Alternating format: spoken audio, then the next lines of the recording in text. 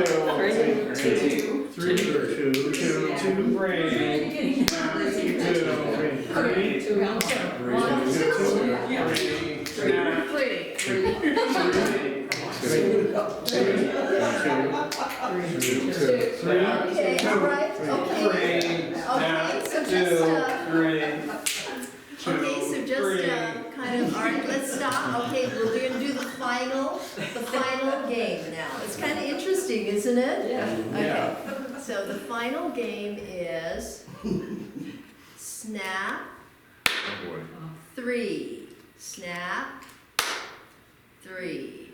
Okay, that's the pattern now. Jackie, come here and do with Kelly. Okay, all right. So it's snap, clap, 3, and then you're alternating again. Okay. Okay, let's begin. 3, snap. 3, 3, snap.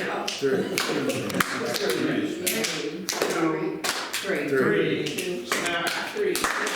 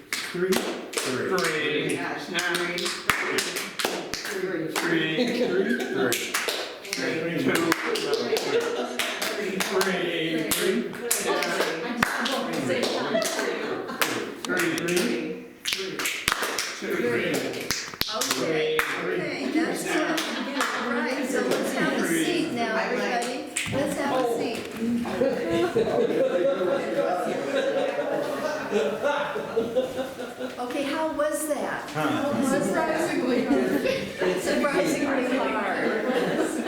It's really kind of a attention thing, right? Really a big attention thing. Yeah, isn't that great? Those 3 games. Anybody else have any comments about it? Yeah. Yeah.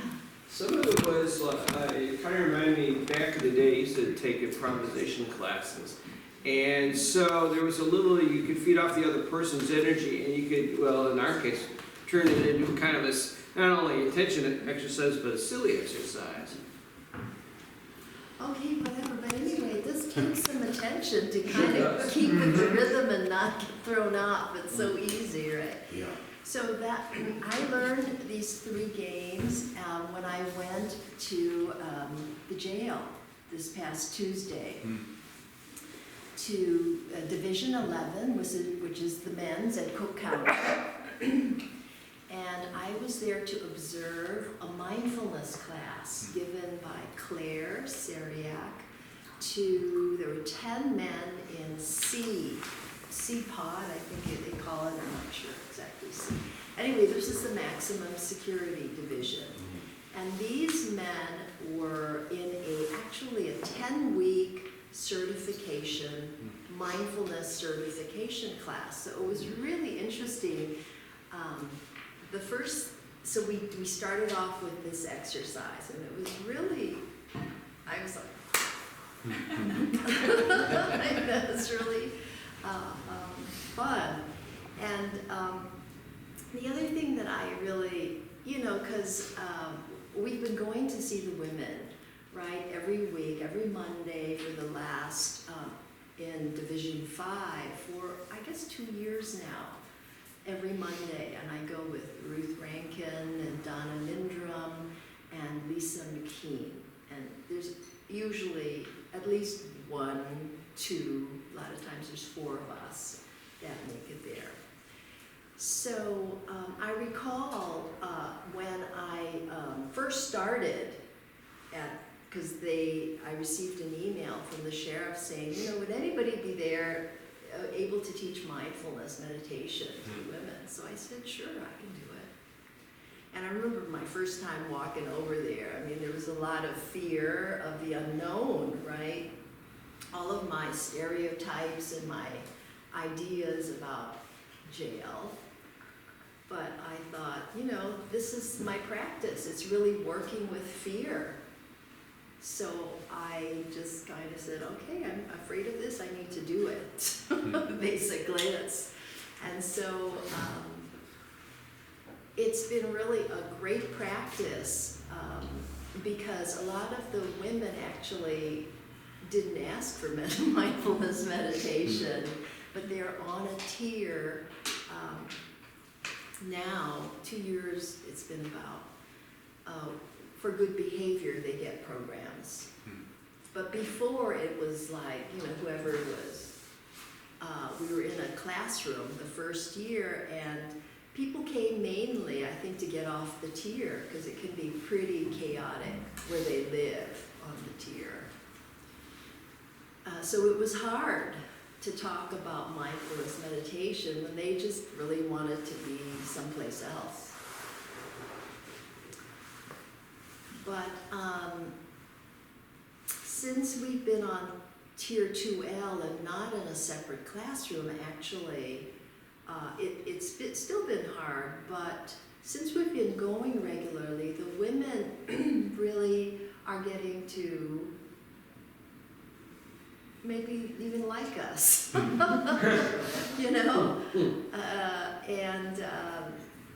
so we sit for like 10 minutes, and then usually I say something about the benefits of mindfulness at the very beginning. How mindfulness can help you, can strengthen that part of your brain that has to do with emotional balance, with impulse control, with fear modulation. And you think you're doing nothing, just sitting there, but it's actually strengthening your brain. Besides helping you with patience. And it's a practice, it's a big practice of letting go of all these mental formations that we call thoughts, that our brain is so good at churning up. So I'm getting really better at speaking about why it's so good to sit. And it's thanks to these women, actually, who really, are kind of squirmy.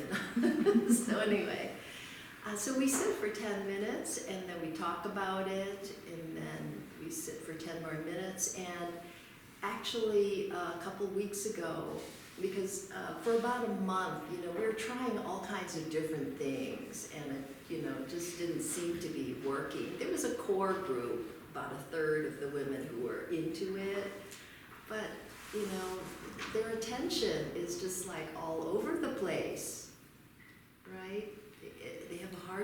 focusing.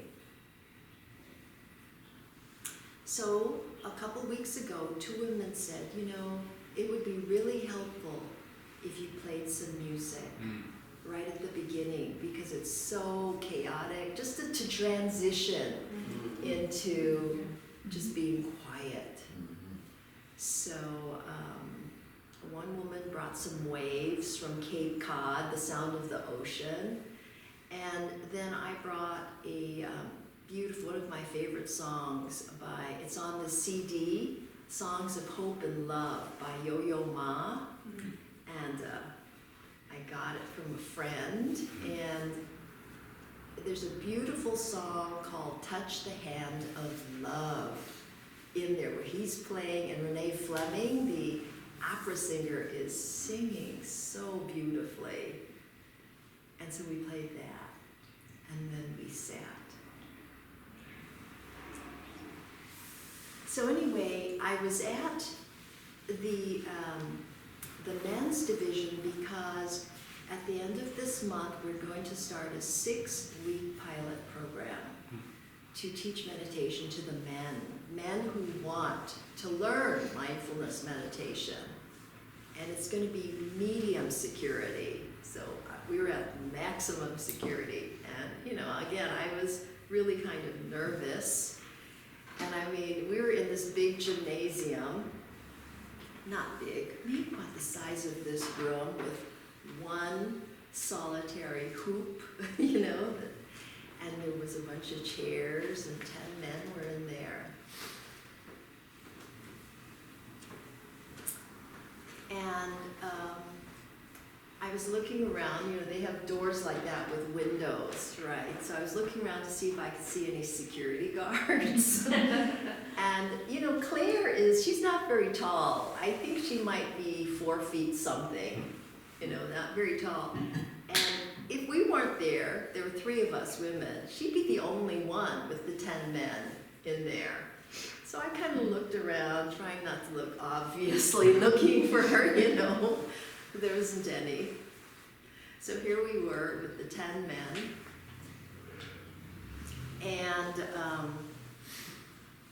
when it came for my turn to introduce myself, you know, I said a little bit about why I thought mindfulness meditation was so important for them. And I said the same thing, you know, it's going to strengthen your brain so that you can choose.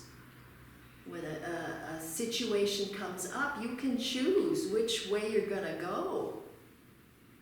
And one way is not going to be so helpful to you, and another way will be more skillful. So this is going to help you do that. And in the middle of my speech, my little talk, like it was maybe about 5 minutes, I just felt like sobbing, like crying. And I wasn't totally sure of why I felt that way, but I noticed it. And I didn't. And maybe, you know, anyway, I didn't.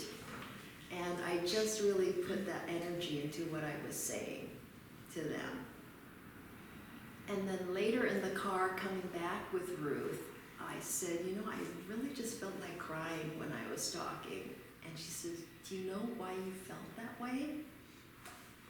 And I said, I don't know. I think because I was sad. I really feel for those guys. And Ruth said, well, you know what gets me every time is like that indomitable human spirit coming through in the most inhumane conditions. That's what always got. And I said, yeah, I think that's what does it for me too. And she quoted Edward Albee. I think it's Albee. Albee or Albee? He's a philosopher, I think. Edward Albee. Yeah, not the playwright. No, Edward Albee. He's a writer. He said, About nature. Is it about nature? He said, there is a God and his name is Carry On. It's one of her favorite quotes. It's like, yeah.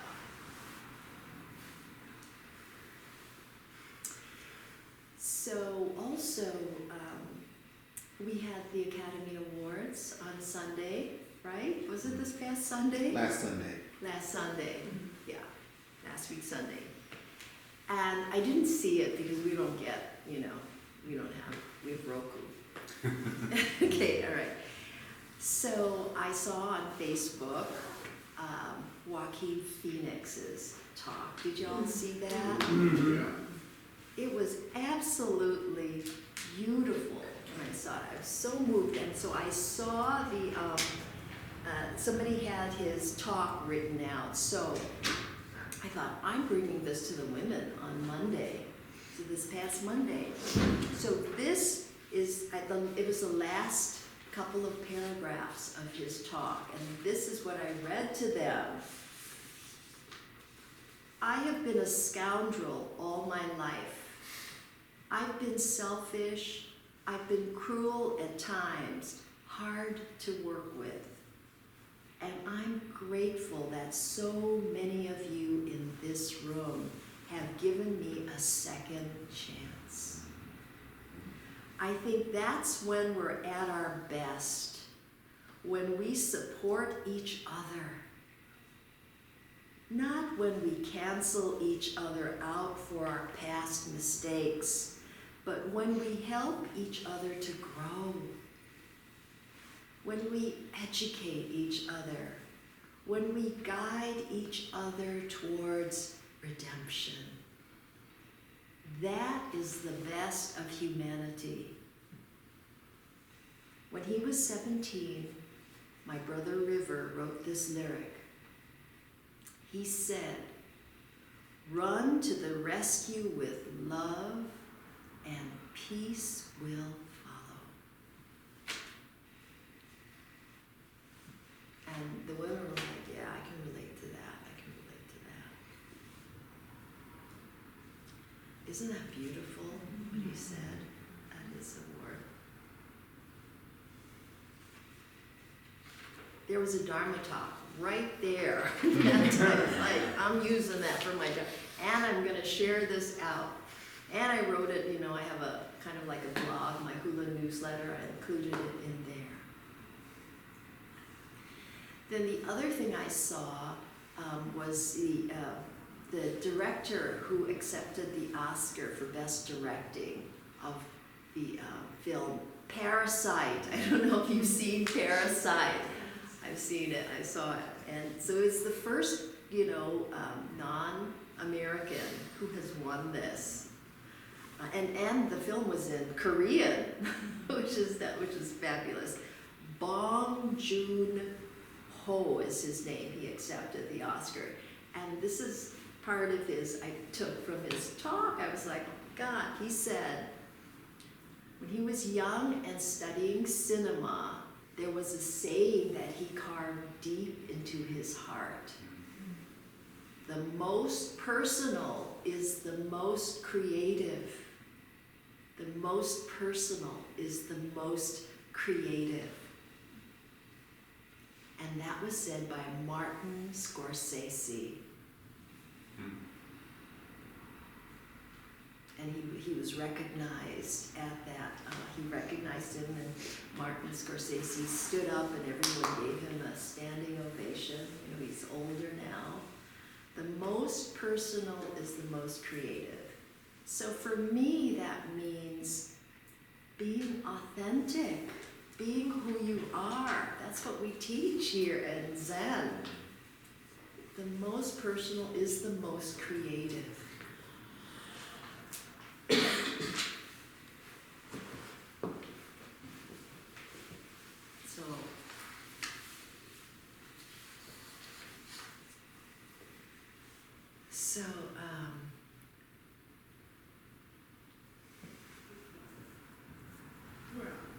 So the question is, like, how do we be authentic, right? How do we let down whatever barriers or walls we have to be authentic?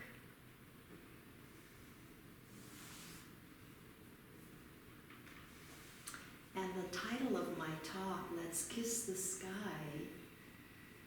is, I mentioned it to a friend of mine, Gina Demos, who is, used to be a dance therapist. And right now she's older, she's retired, she's in a lot of pain, and for her, meditation is everything that enables her to work with her pain. And I told her my talk title, and she said, "Oh, that's opening to the infinite." Opening to the infinite. I said, yes, that is opening to the infinite. It's opening to the unknown, right? And it's actually the title of a song that two of my very dear friends in Hawaii wrote. And Keoki Carter is a Hawaiian man, and his wife Yvonne Yarber. He had evidently written the music. He makes his own ukuleles, beautiful ukuleles that go, I mean, these ukuleles can go for over $1,000 easily. He's learning how to make them. He made his own ukulele, baritone ukulele, I think. He plays it. So he had created the music. And then he tapes himself, when he plays the song. And he had given it to Yvonne and said, "Here, you think you can do something with this music?" So she wrote this song, "Kiss the Sky," in a day when he was away at a workshop learning how to make ukuleles. This was like 8 years ago, and they finally put it out in a CD.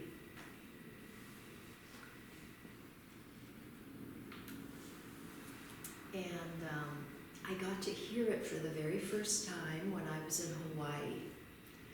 I try to see them when I'm there because we studied La'au Lapa'au together, which is Hawaiian healing with the medicinal herbs, with a wonderful teacher, Papa Henry Awai, a Hawaiian man who was the first male in a long lineage of female healers. And they were the doctors of old Hawaii. They worked with the plants. And he always said that healing was 80% spiritual, 20% the plants. So we met each other through his class, and we were lucky to get to study with him for 5 years. Oh, Kelly, would you blow out that candle right next to you? Thank you. So we were, my husband and I were staying in a beautiful condo, the only one in this small town on the ocean, which has grown up. Now, I remember this small town when I was little, it was right by the beach, on the beach. It just had like a few very basic houses, on the beach. And we used to play in the tide pools and everything. Well, now there's all of these $1 million houses on this beautiful stretch of rocks and beaches. And one of my friends actually bought a condo there, so it's really nice. You're able to stay there. And about 2 blocks, they don't really have sidewalks there. It's still just, a 2-lane highway, small highway there. There's a little church that was started by Lorenzo Lyons in the mid-1800s. It's a United Church of Christ church now. So it's a cute little church on the side by the ocean. And it was Christmas Eve, and they said, "Oh, we're going to play at the service." I said, "Perfect. I can just walk down to see you guys," which is fabulous. And Yvonne just had a stroke about a year, maybe 2 years ago. And it was a hemorrhagic stroke in her left brain. And hemorrhagic strokes, they have high mortality rates, but if you survive them, you have a high incidence of recovering your abilities. So she's been noticing that. things have been coming back for her. But anyway. And it was interesting. I'm kind of, just kind of digressing here, and just kind of, I'm trying to make this talk flow and not be so tied to my paper. I'm trying to be a little spontaneous here in my talk. So it was interesting that she said, since it was the left side of her brain that was affected, that's the side, the analytical side, right? So she said it was actually, she didn't feel so bad. She knew when she was having the stroke, and then she doesn't remember like a few days after that. But it's kind of, I remember that book, My Stroke of Insight by Jill Taylor Bolt. Has anybody read that book? There's a great YouTube video on her giving a talk, a TED Talk. She's really excellent because she was a neuroanatomist. So she could really kind of track what was happening, and she talks about it in this book. But what it seems like to me is if you get a stroke in the left side of your brain, you're more that part of your brain that has to do with all these thinking and stories is kind of shut down a bit. And the right part of your brain, which is more about creativity and energy, feeling energy, kind of gets more developed. So she said for her, it was not that bad. It was harder on her husband, who was taking care of her. Anyway, this song, Roshi and I are going to sing at our party, at the Leap Night Party. So please come, it's going to be fun. And when I was thinking about this event, it's an extra day of the year that we have, right? What can we do with this day? So I was thinking, Zen event, Leap. It's something to do with leap. We're trying to think of a good title, right? So the best we could come up with was Leap Night Party, which is not bad, but it's kind of like taking a leap out of your comfort zone and sharing something of your authentic self with everyone that night. That was my idea about. So this open mic is kind of, because I never sing, and Roshi never sings either. He used to, but going out of our comfort zone, we get so used to being in a box, right? And I think that we as human beings, we need to jump out of that box every now and then. Not only for who we think we are, well, especially that's a big one, who we think we are, but interacting with others.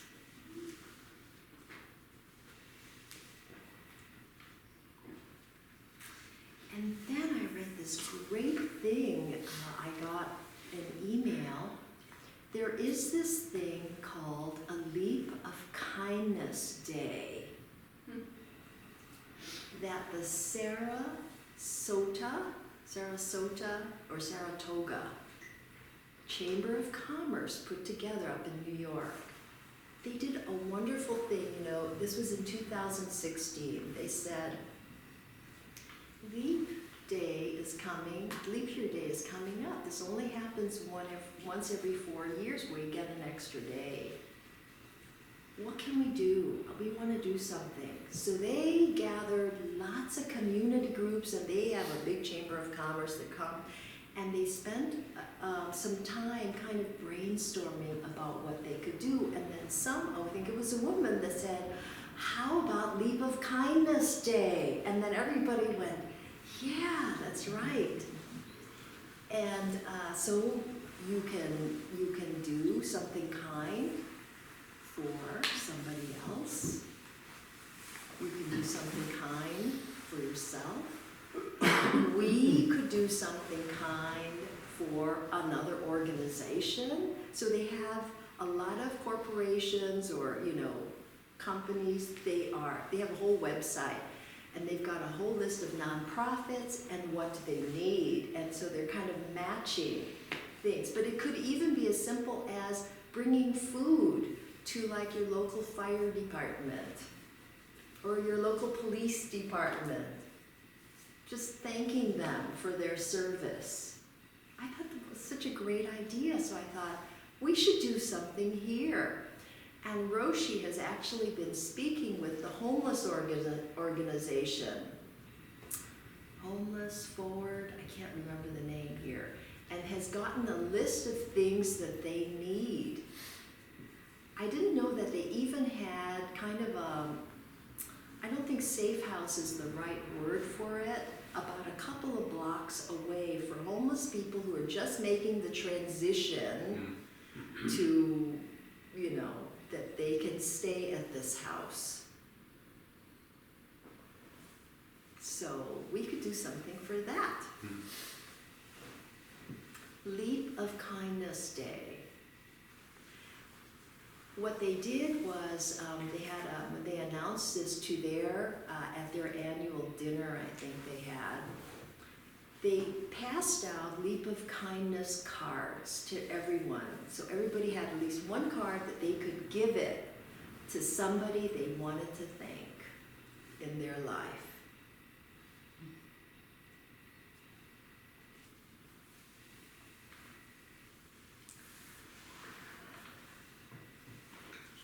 So, this beautiful book we are studying today, I just finished reading chapter 1. Meaty,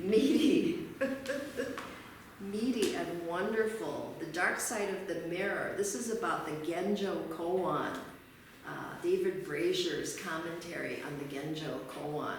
And the Ginjo koan can be translated as the way of everyday life, written by Dogen, who's like the father of Soto Zen Buddhism.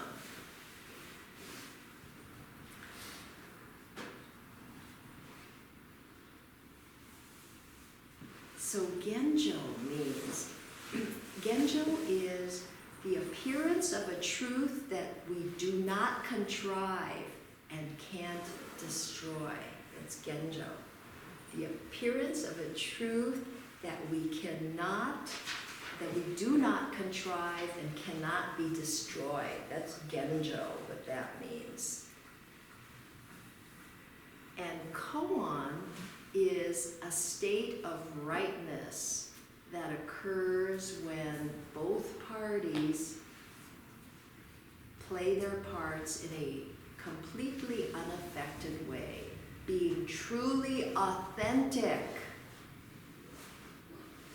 heart and head together, compassion and clarity, which equals wisdom.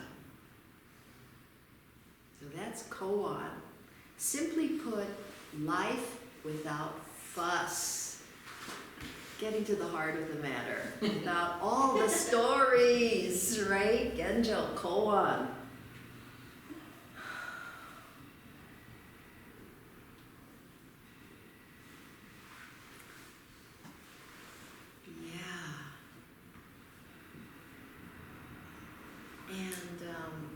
This wonderful thing what David Brazier is saying is that Dogen is calling, we usually call things the Buddha Dharma here, but he's calling it, Dogen is calling it the Buddha Tao, which includes Yin and Yang, right? And Yin and Yang is, he says, it's their churning, which is the reality of life. Yin and Yang churning. So Yin is the female receptive principle. Yang is the male creative principle. So it's these two things interacting in ourselves as well as with others. That is the stuff of life.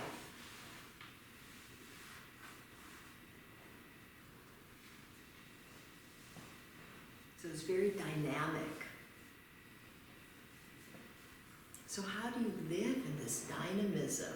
Right? That's the question. How do you live? Being truly authentic is kind of like a direct way of living in this dynamism. And how do we do that?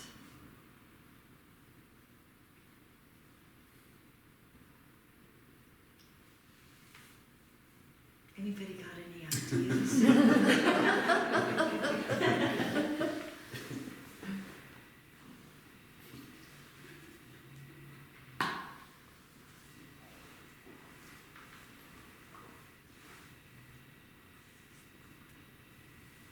So one of the things David says, you know, it's fine to have high-flown theories about perfect harmony. It's fine to have these theories, right? But it's not good if it leads one to deny or hide from real emotional life. That's a mouthful right there. Because it's so easy to hide, right? And is that being authentic? But does that also mean that you just have a full-blown, you know, tantrum? Maybe you need to have it. You know, it's a yin and yang here. What is true? What is right? So another really interesting thing about Buddhism, let's see,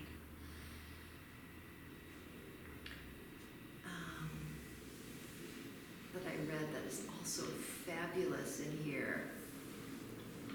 It's unusual among religions in being one in which even its own concepts are regarded as open to deconstruction. Which I think is great. I am so grateful for that. You know, we have to use our reason. We have to use our minds here. We can't just blindly accept certain things. We have to try it out. And so we have to be mindful as a result. We have to kind of be aware of what is going on as much as possible. So then we can really feel what is going on here. It's such a wonderful practice, right? And we're not going to get it right, whatever that is, all the time. Whatever that is.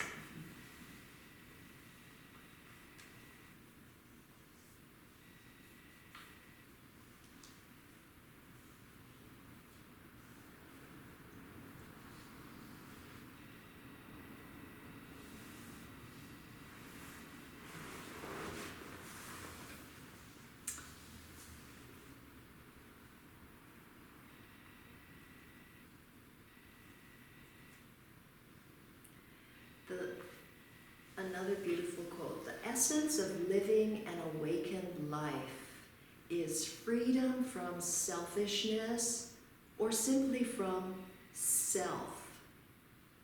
Buddhism is the abandonment of narcissism. Uh-oh, now we're in trouble.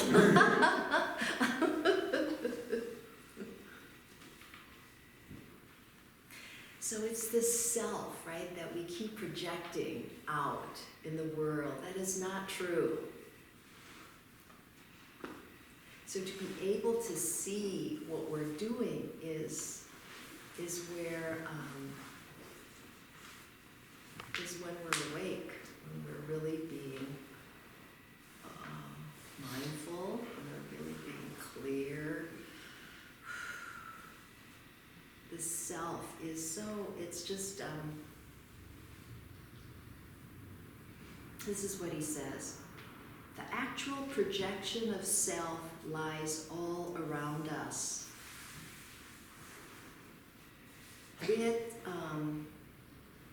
And it's what psychologists call projection. We don't see things as they actually are, as Dharma. We see them as appearances that are saturated with our projection of self. We don't see the Dharma before us, we see our own reflection.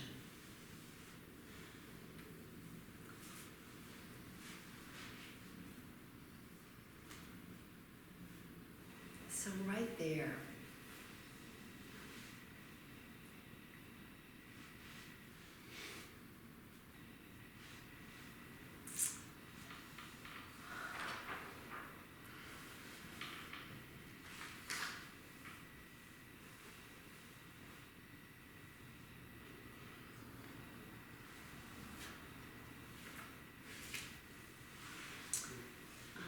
another quote he has, enlightenment is to wake up to the eternal, but this is not separate from the incessant change.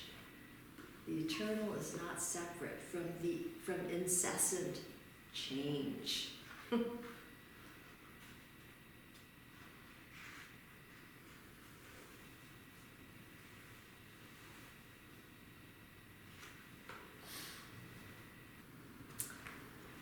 So there's these 4 lines that we're studying right now in a study circle. This is the first line, I'll just read it. Birth and death, practice and daily life, delusion and enlightenment, ordinary beings and all the Buddhas, such is the Buddha's Dharma of all Dharmas. As the myriad Dharmas are other than self, when one is in their midst, there are no creating and destroying, no sentient beings, and all Buddhas, no delusion and enlightenment. Out of abundance and lack springs forth the original Tao of Buddha, and for this there is making and destroying, delusion and enlightenment, and there are living Buddhas. So it is, and nevertheless, blossom falls bittersweet, and weeds spread amidst woeful resignation. And David Brazier paraphrases the 4 lines with his commentary on Buddha Tao. When in Yang mode, full and bright, one can see the Buddha Dharma in all Dharmas. When in Yin mode, empty and dark, one is surrounded by myriad Dharma, all other than self. Where Yin and Yang perform their allotted parts, the Buddha Tao springs forth naturally. This Tao is not simply to be known about, it needs to be experienced in the midst of the emotional vicissitudes of life. Love that. Isn't that so clear? I mean, it's so beautiful.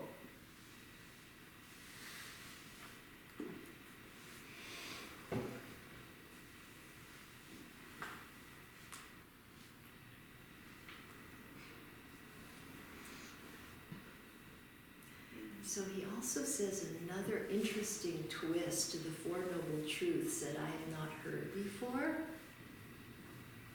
He says that Buddha didn't become enlightened by following the Eightfold Path. Isn't that great? Buddha did not become enlightened by following the Eightfold Path. He found the path by becoming enlightened. The path is really a description of an ideal life, the Eightfold Path. If one walks this path, surely one is enlightened already. Enlightened ones find a way to respond by following the Eightfold Path. What a different way of thinking than I have been thinking about the Four Noble Truths and the Eightfold Path. You know, it's like you follow this path and then you're going to become enlightened. But no. You are enlightened, that's why you're following the path.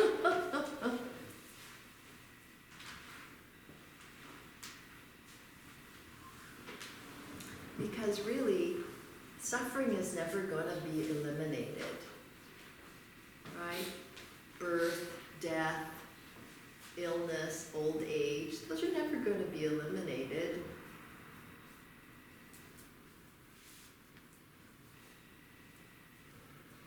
And the second noble truth, about desire being the cause of suffering, it's not just a cause, but it's also a result of affliction.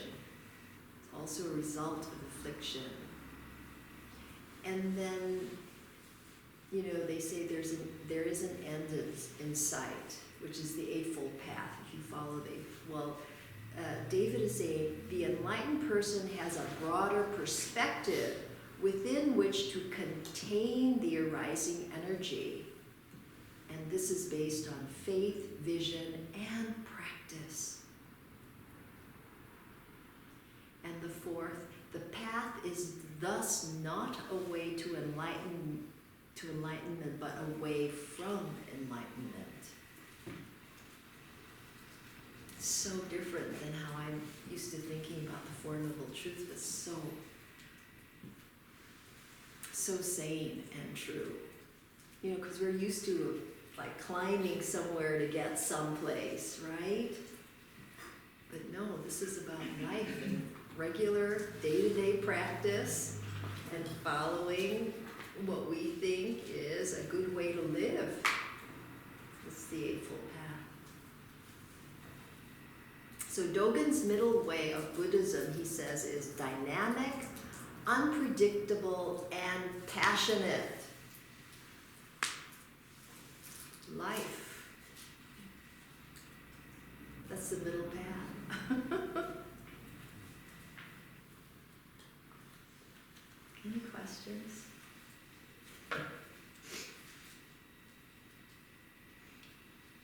Any discussion?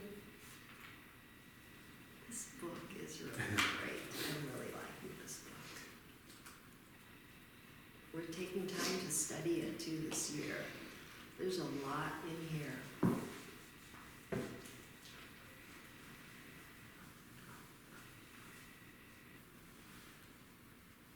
The reaction I had to what you were saying about the Eightfold Path is like,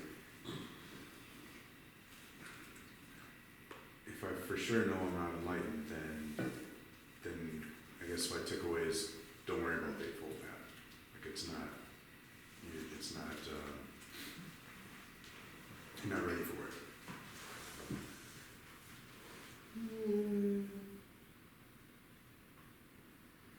I think more what he's saying is, because you're already enlightened, you're going to follow this Eightfold Path of life. And if you're not,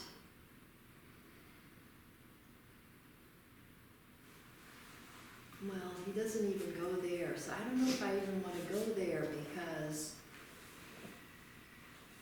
everybody does the best that they can, right? So,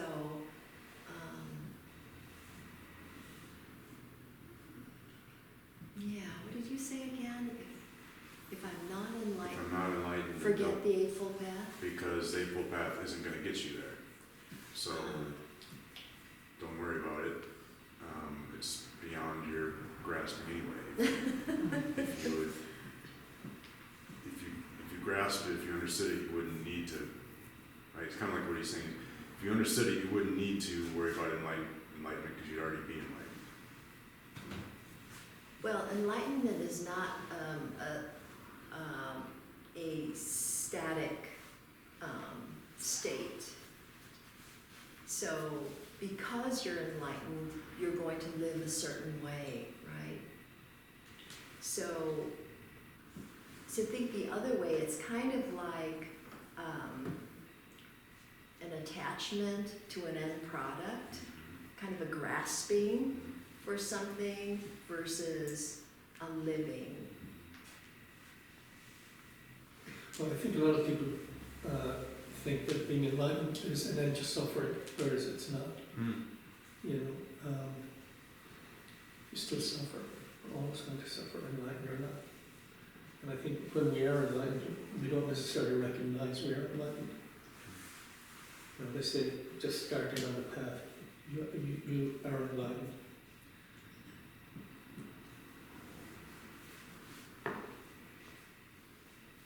Yeah, there was a school of thought that said, you know, since you're enlightened already, you know, why do you have to do anything, right? But Dogen doesn't think that way.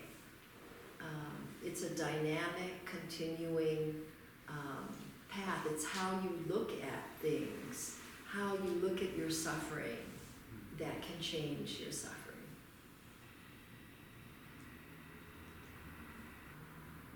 But the practice is so important in being able to just be clear about who you really are. We have so many distractions, and also the self, you know, our ego is so strong. We've spent a lot of time building it up, you know, so that we don't like to get rid of it, basically. But the practice of sitting helps you to see that it's really just, as we say, a house of cards, basically. And that's not easy to see, and you have to keep reminding yourself, really, to be authentic, to be who you truly are.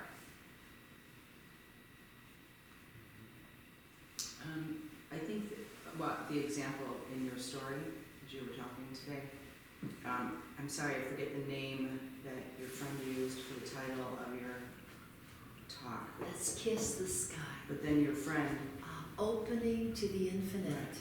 so in listening to that dialogue, that exchange between you two, I felt like that was an example of what you're talking about today, that your authenticness was kiss the sky, and then this other, I won't say suggestion, but this other evolution of another idea or another openness of what she had said in relation to what you had said. And it didn't change the name of your story, and it wasn't, well, that's not the name I picked. And if she picked that, then maybe mine isn't good. Or it was, it felt like just an example of expansiveness and just not having to change yours, but still welcome the other, and then embrace that and include that as part of the impermanence of, you know, just, I'm not saying what I'm feeling correctly, it's not matching, but it hit me that that's kind of from the idea that you don't have to contain the name that you named it and it ends there and that's the name of it, and you know, the exchange of her energy and her Buddha nature. And then you were like, yeah, that's wonderful, and yeah, that's that too. It's all of that. It's not just what I hold on to. I think the holding on, the containing is what changes something from being authentic to inviting distortion. And then sometime later I have a reaction, like a rage or something, and it's not authentic in that moment. It's riddled with all these backlogs of when I tried to contain my own ideas and analyze someone else's instead of like this, like what evolved with your friend. You even brought it in to share that. Mm-hmm, mm-hmm. Yeah, but I mean, you know, it's hard, you know, life is emotional. I mean, we're a human being, we're emotional human beings. So I don't think you should say that, you know, if you have like an outburst that's not being authentic. I think that might be being really authentic. Like in that moment, right? Yeah, sure. Yeah, so kind of letting go of judgment, right? Yeah, that's a big one. That's a big practice of ours. Self-judgment. Self-judgment. Yeah, that's a big one.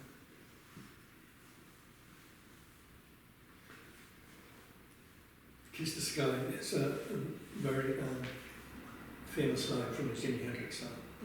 Really? In the 60s, yeah. Oh.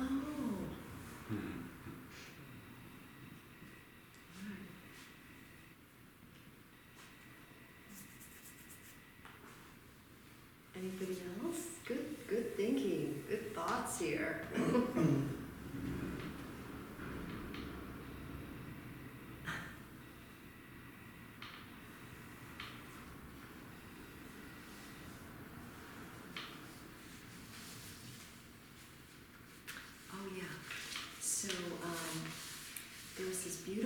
poem yet.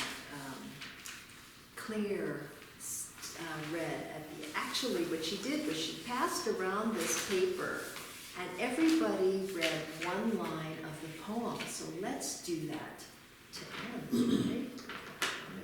It's called Sweet Darkness by David White. All right, so everybody just read one line and, well, actually, he read a stanza. Okay, so let's just see how far it goes.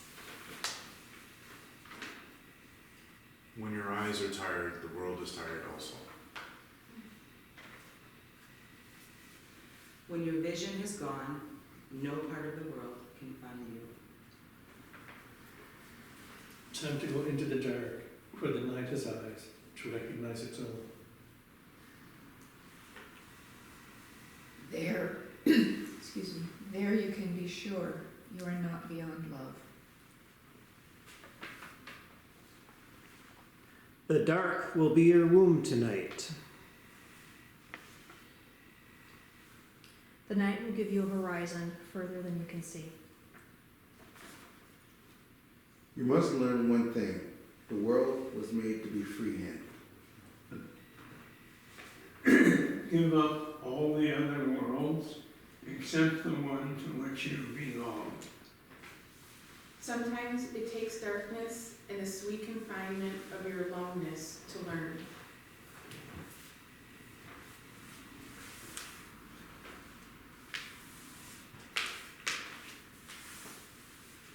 Anything or anyone that does not bring you alive Is too small for you.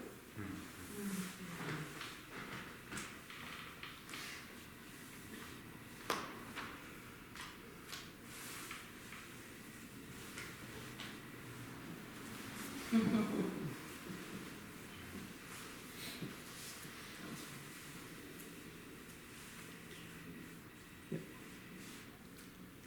a great day. Look, it's sunny.